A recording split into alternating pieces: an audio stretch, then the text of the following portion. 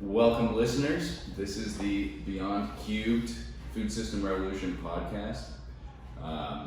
Today, we're going to get right into it about coronavirus because we kind of have to.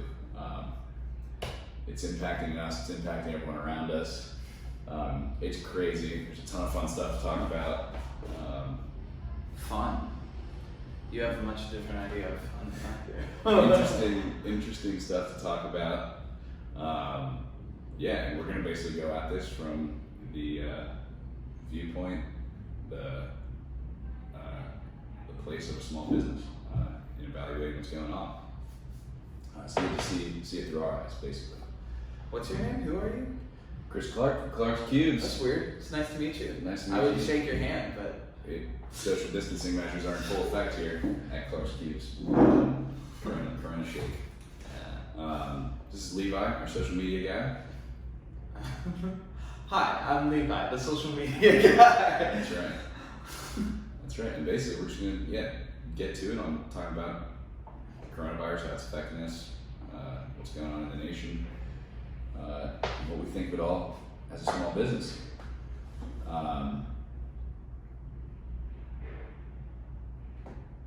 So as you guys probably know at this point, we make coffee and tea cubes. The whole point is it's portion convenience without plastic waste. One of the things that you mentioned, one of the things that you said before we started filming was, it is very obvious that we are a specialty item right now in this market climate. Yeah, totally. So what we're seeing is people are panic buying essentials, staples, and they're foregoing basically things that are not that. Clothing, higher end specialty items like ours, which they're good for outdoors and travel, probably not necessary for being locked up in your house for 2 months. We saw a dip in online buying. We're seeing a dip in retail as well, because so many stores are either closing or limiting traffic, foot traffic at any given time. But we are obviously not the only ones. Pretty much every small business is feeling the hit. The weirdest thing about this and the whole stock market crash is that the last stock market crash hit the largest investors. It hit the Goliaths first before it hit the small guys. And right now, all of the smaller companies are getting hit before the bigger ones, which is like, I don't know. There's a big mix up out there. Is there? Yeah. I mean, think about airline industry. Airline industry's crushed. Hotels, travel. No, you're right. Crushed. Really depends on where you go, what kind of thing you do. Even in here, some of these guys are really busy right now. They're cranking out things like granola or bread. Bread. Yeah, they're pushing the max right now. We're taking a hit. We're still moving, still selling a lot of product. People still drink coffee and tea all the time. Definitely, we've seen a hit. There's a company out of here that has 200 employees in 13 locations. They had to shutter all their locations. I think they're limiting foot traffic in just a couple. Lost 90% of foot traffic. They ended up having to fire 180 people of 200, or lay off. And I think, thank goodness the stimulus package comes in, and these people can get better unemployment benefits and file for unemployment sooner, get that money. But otherwise, that's 180 people that are in low-income jobs that they probably don't even have a month of cash saved up.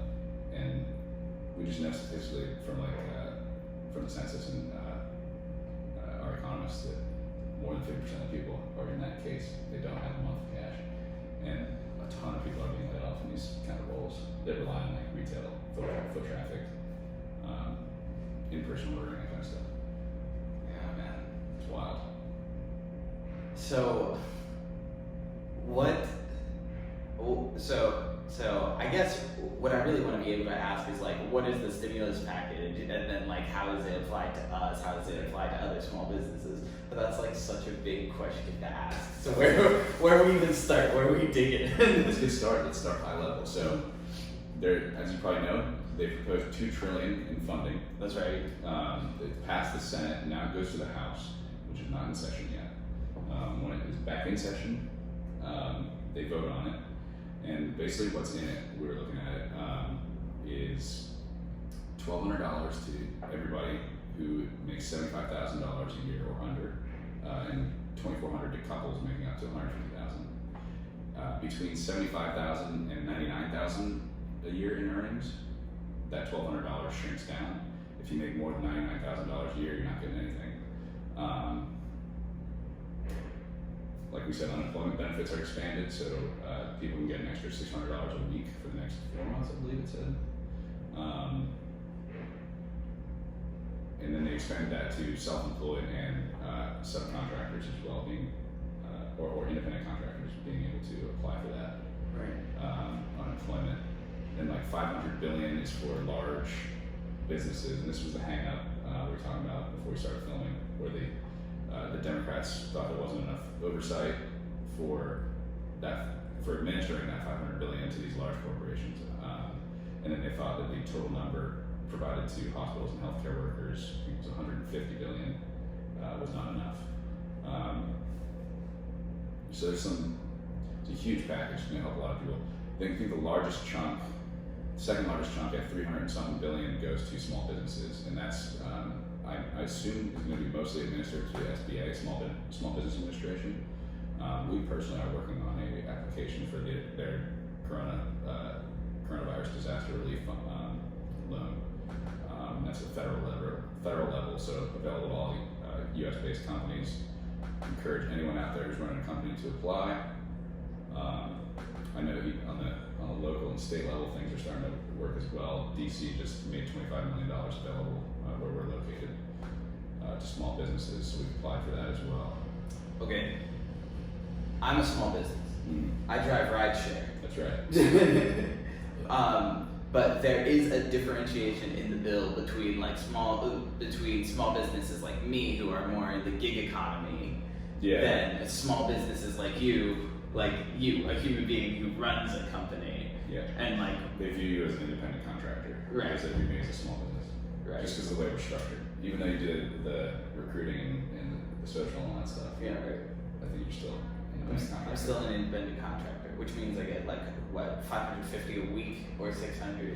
Yeah, I think it was 600. Yeah, 600, depending on what my income is, or is it just all over? I don't even know. It's probably gonna be an application, but I would look at that for you too, because he's stopped driving Lyft because it's really not safe anymore to be picking people up and driving people around. There are two reasons I actually stopped driving for Lyft, because it's not safe. I don't have enough hand sanitizer. There's my very one. I can wipe down the seats, but there's no hand sanitizer in stores. So what am I gonna do about that? No Lysol either. And the second thing is there's no demand. Yeah. Ever since the quarantine was initiated and we started encouraging people to stay home and do absolutely nothing, I sat for 3 hours and got no rides with my Apple on and just waiting for people, which blows my mind because that's never happened to me before, ever. Even 2 weeks ago, maybe 1 week ago, maybe 2 weeks ago, on a Friday when they were just starting to talk about the quarantine, I was still getting tons of rides. I was like, oh, this quarantine is gonna be great. Yeah. It's not.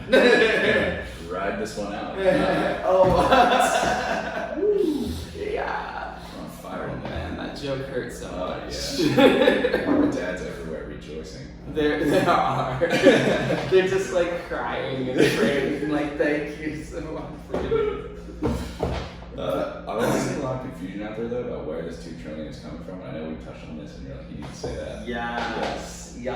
So where's the $2 trillion coming from? Because I was just saying that, forgive my French, but the last time the market crashed, the government pulled $3 trillion. I actually think $4 trillion maybe out of their ass just to hook up Wall Street with everything they needed. You were just talking about, you got so into it. You were so passionate about it. I love economics. You do? I have no idea. This is brand new to me. Yeah. So every time this shit happens, no one understands what's going on. It's really it's difficult. It's complex. It is. And I don't understand it fully, to be honest. But I think that's kind of the point. But high level. So high level. So where they're getting it from? They're getting it from the Federal Reserve. The Federal Reserve is either going to create that money out of thin air. Basically, so taking a step back, since 1971, our dollar has not been backed by anything. It used to be backed by gold, so there used to be these big vaults of gold that the government owned, and our dollar value was based on the value of that gold. In 1971, what I think happened is based on the petrodollar theory. As a country, we became powerful enough to basically be able to say to the world, okay, all oil, which is the source of energy, which is the source of all production and industry, is now denominated by the dollar. So everyone trades oil in the dollar now. So the dollar is the most powerful currency in the world. And then we said this is no longer restricted by the amount of gold that we own. It's now backed by the amount of value that the U.S. economy has, and therefore the U.S. government's ability to repay loans. So it's really just faith, it's trust in the U.S. government and its ability to tax a powerful economy and pay back loans. Okay, that makes more sense. Sense? That makes tons of sense. Right? Because everybody always says that the dollar is the most powerful currency on the face of the planet, but the euro is worth more. But the reason it doesn't. Euro's in a similar system where I don't think they're backed by anything but trust as well. Now here's what I'm not entirely sure. I think what this comes down to is total number of euros in circulation compared to the value of that economy, and total number of dollars in circulation compared to the value of our economy. Right. Our economy is. And so what they're doing with the Federal Reserve right now is, what I believe the Federal Reserve is doing is just writing this debt. So they're saying, so the Federal Reserve maintains like a balance sheet where they got the assets and the liabilities basically that our federal government owes the Federal Reserve. Federal Reserve is separate. So it's saying, okay, we're writing some liability. We're going to issue the federal government some money that's really our debt. So the Federal Reserve is now going to carry $2 trillion more in debt for the U.S. government. The U.S. government owes back to the Federal Reserve. All right, and so they're kind of managing the dollars for the government. What that does is, so you just borrow $2 trillion more dollars on a economy that's worth, I think, roughly 100 and something trillion is what they put the United States at. We just devalued our currency by at least 2%, because the value of our economy did not change. Actually, it's shrinking right now. Right. And we're borrowing more money to go inject that cash to hopefully make that shrink stop and return to growth. Because again, it's all backed on the U.S. government's ability to repay things. Like if our society, if our economy crashes and things stall, the U.S. government owes 26-something trillion, now 28, I think, Right. To either the Federal Reserve or international debtors. China owns like trillions of U.S. debt. They've loaned us trillions. So the issue here we're trying to stop is basically a run on U.S. debt and U.S. banks. If our economy would crash to a halt, like really bad, all of our international debtors would come running and say, "Fuck, we want our money back before this shit really hits the fan." Yeah. That's when everything would just fall off the cliff. Like your U.S. dollar would be worth nothing. That's the worst case scenario. That's what they tried to stop. That's why they rushed so fast in the 2007 collapse as well. As the bank, you had mentioned, you had said it started at the top, right? So the banks started to fail. Right. And if the banks the fact that the banks were the first one failing, I mean, they're usually the last ones standing, I should say. And if you have to save them, then you're making a move to save your society. They're the first ones failing at this point because of reckless lending. And had they crashed, it would have been so much worse for everybody. But credit to Obama, he moved fast, saved the banks. You were able to go to the ATM, you were able to get cash out. Liquidity was still there. That's what's crucial, is the ability of money to flow. So, huge tangent there. Let me try to recenter. Let me think. Right. Oh yeah. Right. So we just devalued our currency a little bit. Right. Maybe they're also borrowing for international debtors. So anyway, either way, our debt is going way up and our economy is shrinking. Not a good combo, right? And the danger is that it doesn't work. Maybe it's not the right. Something I've seen pointed out a couple times now is the problem is the coronavirus, not high interest rates or lack of cash, right? Right. But maybe because of coronavirus, I think what they're doing is getting ahead of the lack of cash problem. Because if that, if that happens, then again, banking system can come to a halt. Run on U.S. debt, U.S. dollar no longer worth anything. That's the worst case scenario, right? So what you think is we as a government, as the American government, have a hold of our economy. Like we've got it under the control. But the issue is we introduce this new thing called the coronavirus, which basically shuts us down, and we owe a lot of money. So and then we owe a lot of money. What is it, like revealed that we have no money, or is it? Well, yeah, I mean, so you're gonna think, as this is happening, think about you as yourself. If you gave the U.S. government $100 billion or $1 trillion, and you're thinking, oh geez, and you're seeing the stock market crash by 30+%. I mean, the stock market, that's a valuation on a lot of U.S. industry, right? Right. So if your stock market crashed by 30%, that's U.S. industry. I would want to go up to the government and say, give me my $1 billion back. Right. Yeah, like, hey, are you gonna be able to repay me still? You're starting to think it already, right? And so it continues with a 50% drop, a 60% drop, a 70% drop. Are things gonna come back? Are they gonna be able to pay? And so that's when literally countries start asking themselves this question. Right. And if they were to come to the United States and say, hey, pay up, and we can't, then we default on our debt. And just like anyone of you and I, if we default on our debt, our credit score goes down, right? Right. Banks aren't willing to lend us money anymore. Things kind of halt for you personally. The same shit can happen to a government. U.S. government has defaulted on its debt actually four times in history, I believe. Mostly early history. You're really into this. Oh yeah, I love it, man. Love it. I love it. So yeah, there's a couple ways that we can raise money quick as a government, and the reason why we would do it. And it's never good, basically. It's never good. It's never good. Yeah. Like there are a couple of ways. Do you know any other ways other than just pulling it out of thin air?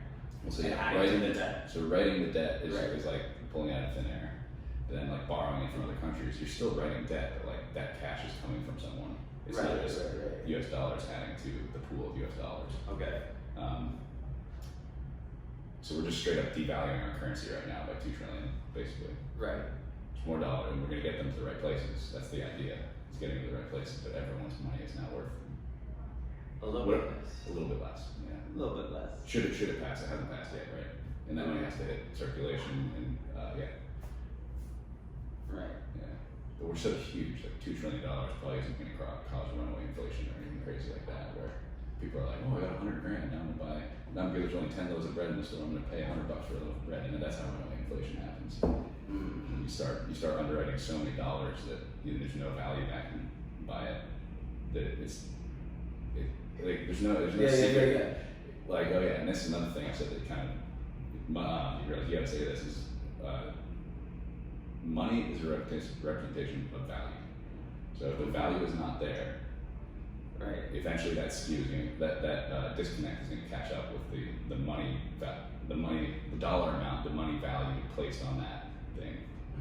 And that's what happened with the housing crisis too. Is like people were falsely inflating the price of houses by flipping, and then enough people were like, "Whoa, I either A, I can't afford that mortgage, right, if interest rates start going up, or B, that's like I'm not comfortable taking on that much debt, or I don't see a condo being worth $500 grand. I can't stomach that." And that's what happened. Is enough people just stopped, and then housing prices started declining, and then all the people who bought up here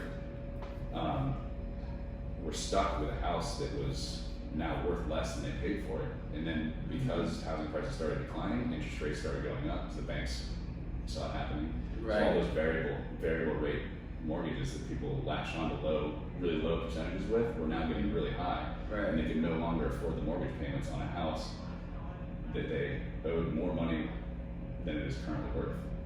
And so that's when you start seeing foreclosures and people stop paying. And that's how the whole banking system collapses. They wrote all these terrible mortgages they shouldn't have been writing to people who couldn't afford to buy them. Right.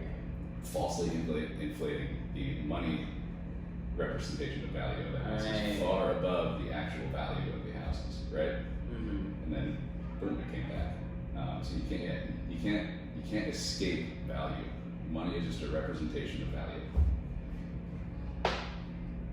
Damn. That's Let us know further questions in the comments for sure. It's going super high level across a bunch of stuff. Oh, there's going to be so many comments because everyone's going to want to put in their 2 cents about all of this. Okay.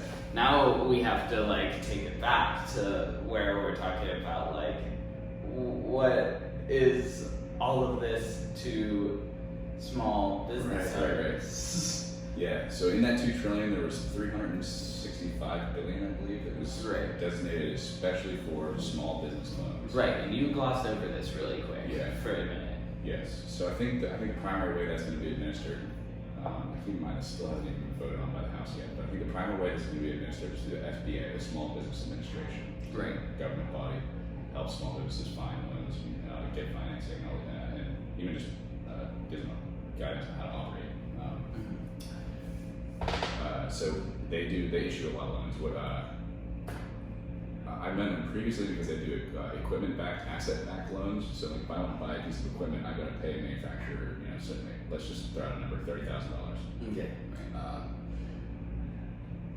Is it easier for me to sell some equity to raise $30,000, or is it easier for me to go to a bank and say, hey, I need $30,000 to pay the manufacturer, I'll pay you back over time. And if I default on the loan, you can then just take that machine back and sell it to recoup your losses. So that's a really easy transaction. Banks love asset-backed loans because if you default, they can take your shit back and sell it. Right. It's like buying a car. Right. Exactly. So it's a really popular one through the SBA, but now they've also released this disaster relief loan program. Again, it's super low interest rates, only 3.75%. Let me back you up for a second. Is that something that could you do an asset-backed loan like right now? Yeah. So you can still apply. Those always exist. I was explaining that's like the primary reason I know of SBA as a small business. Even in our current climate, you could like go out and I want to flow with you. If anything, I would think they'd be more eager to write the checks in this current climate because, again, the focus is on stimulus right now. Right. Keeping things going as usual. We want people to continue placing their orders, continue buying their machines, continue producing inventory. The economy needs to persist. It needs to keep rolling.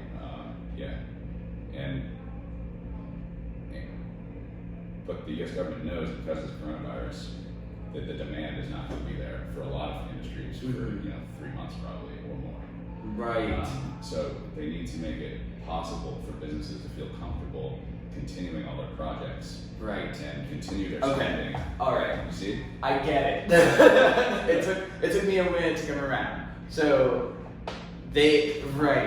All right. Think about they just want you to feel safe to continue doing what you do anyway. Feel safe and be able to. And be able to. Like I said, the dollars and the value is very real. Right? Okay. Remember the coffee guys, 90% of their money, of their receivables is gone. But I know they're working on building another roastery. Right. They had 200 employees. Right.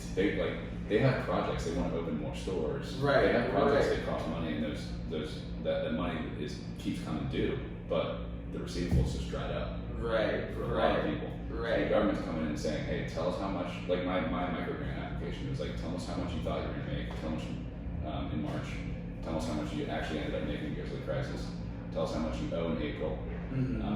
For anything really, like payroll, any payables. So they're taking these applications from all these small businesses, and they're saying, I don't know what their formula is going to be, if they're going to give us half or a quarter of that, but I'm assuming they're going to take those numbers and give us some portion of what we would need to keep going, if business was usual. Right. Yeah. Oh man. Yeah. This has been a journey for me. Yeah. I'm sure there are people watching and they saw the light bulb go off above my head. So Yeah, let us know exactly what timestamp the light bulb went off. That'd be great. light bulb at whatever. I don't know, it was 15 minutes, wherever we are right now. So essentially, economy is going great. Coronavirus comes along, and economy starts to slow down and almost come to a halt. Yeah. Right? And the stimulus package is put in place so that the economy can keep on working. Basically what that means is, let's say Chris wants to buy a machine that will make him more cubes, but then the coronavirus hits and he's not sure if he has the liquidity, fancy cash. words, he doesn't have the cash to build the machine. He doesn't have the cash to get the machine. So instead of getting the machine, he doesn't, and he puts it off for a couple of months. However, the government needs for the economy to keep on moving so that they have value in their system, so that they can pay back, like so that their credit is still in standing. So instead of just letting the economy drop, they engaged this stimulus package, which is like, Chris, how much money do you need for that machine? Yep. It's like, I need $1 billion, whatever. Like, yeah, and they're like, I do wonder how much fraud is going to come out of this. Oh my god. There's going to be a lot of They're fraud. writing checks for $2 trillion. How many are you going to be able to check and verify all the information, especially when all non-essential employees are sent home? Like, what are the processes like for reviewing these? Like, what are the people like who are reviewing these? Right. How are they getting these people to do these reviews? There's going to be fraud. There's going to be so much fraud. But essentially, I don't know, you get the $1 billion, you get your machine, you continue production of your product, and everyone else also continues production of their product, which means the companies can go on, the economy can go on, people can keep on consuming, and America maintains their credit. Okay, for all of you that are as stupid as I am, that is the basic Levi breakdown of everything that just came out of this unit. Alright. Alright. What were we talking about? There's going to be a lot of... There's still the quarantine though, right? So like production, we would shut down production 2 weeks, and we'll go back and do a week or two next week if we have to run out of inventory. But again, we'll be checking people's temperatures before they start production. We're implementing our own measures. Where was I going with that? Oh yeah, but people are going to be quarantined. So I mean,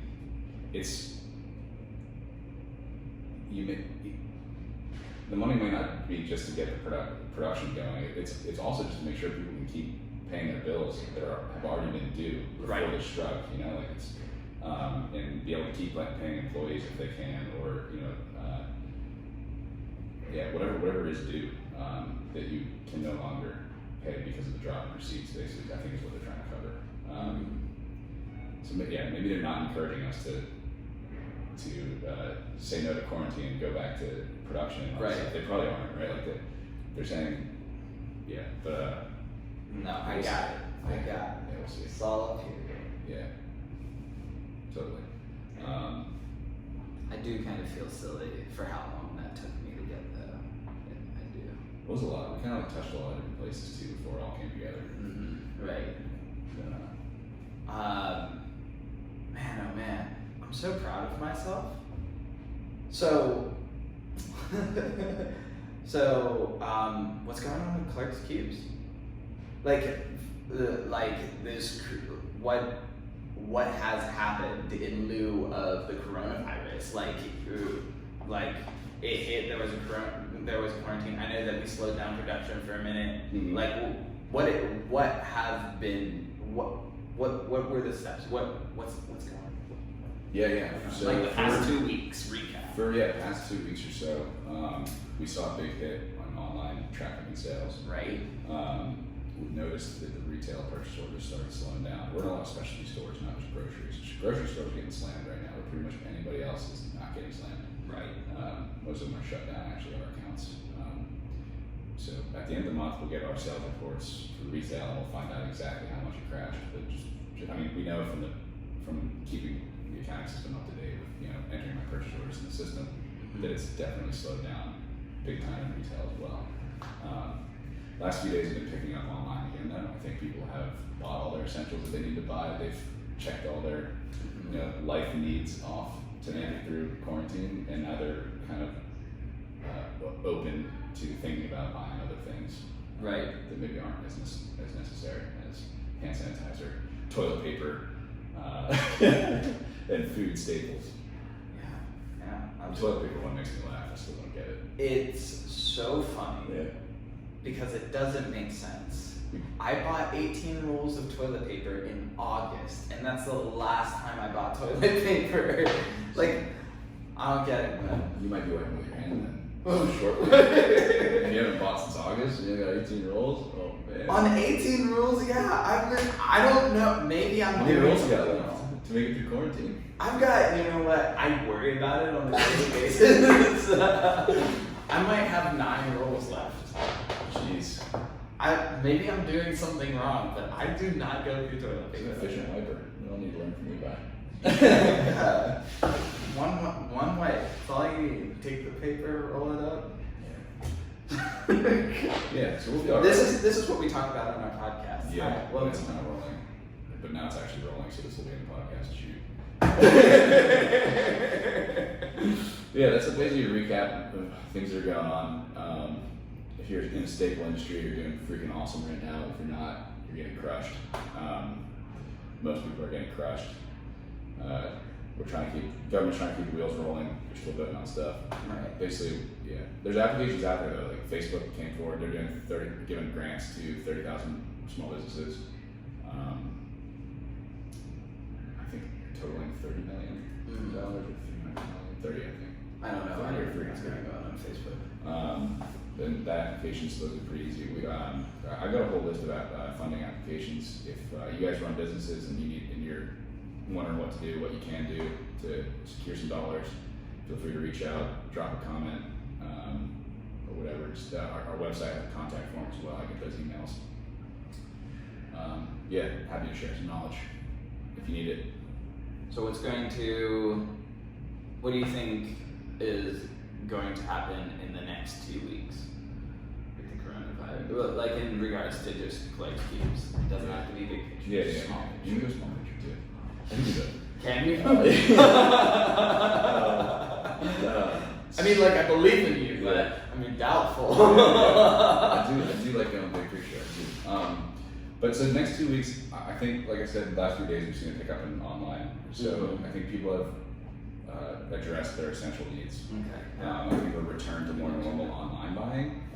I do think retail is going to continue to suffer for the extent that wave, that chart, that graph that everyone's seen on social media at this point of, if it could last 3 months, 6 months, or 18 months, depending on how aggressive the measures are. Right. Yeah. So I think retail will continue to suffer for probably 3 to 6 months. That's right. Though a lot of our focus has been on putting the pieces in place to grow online sales, and a lot of it's starting to come to fruition now. And like I said, online's picking back up the last few days. So we'll just become an e-commerce company. We gotta adapt. And retail's not going away. Whole Foods is still selling our product. There's still some stores open and limited for limited occupancy. So it's not going away. There's still growth opportunities there. Our major growth opportunity is just fixing our refill boxes. You guys want bigger boxes, and we're getting you those. Those are the projects we're still continuing. We're getting the money for. Nice. Yeah. So we'll be all right. You gotta adapt. Yeah. Even the coffee guys that are talking about staying positive, they're gonna figure it out. Down to 20 employees from 200, shuttered most of their locations, so they'll figure it out. They're in grocery stores as well. They got online presence. Yeah. Everyone's just kind of got figured out.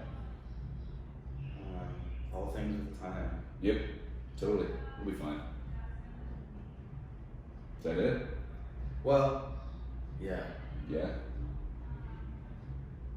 That's all. Anyway, thanks for watching our podcast, Beyond Cubed: Food System Revolution. That's right. Yes, we have slightly changed the title, which has been changed in all the podcasts. Sweet. Except for the image for the podcast. If you're looking for more content from us or ways to contact us on social media, we're on Facebook and Instagram mostly. We're also on Reddit, bouncing around here and there. If you want to find this podcast, you can listen to it on Apple Podcasts, on Stitcher, on Spotify, and anywhere else that you listen to your podcasts. Yeah, and then if you're watching on YouTube, please hit the subscribe button. Oh yeah. Thank you. Smash that subscribe button. Smash the like button. That's what people say, and then they go like this. All right. You guys stay safe and healthy out there. And hope everyone's all right. Again, feel free to reach out for any advice. Bye, guys. Cheers. We know that. That was pretty good, right? That one was pretty good. Last week was much better.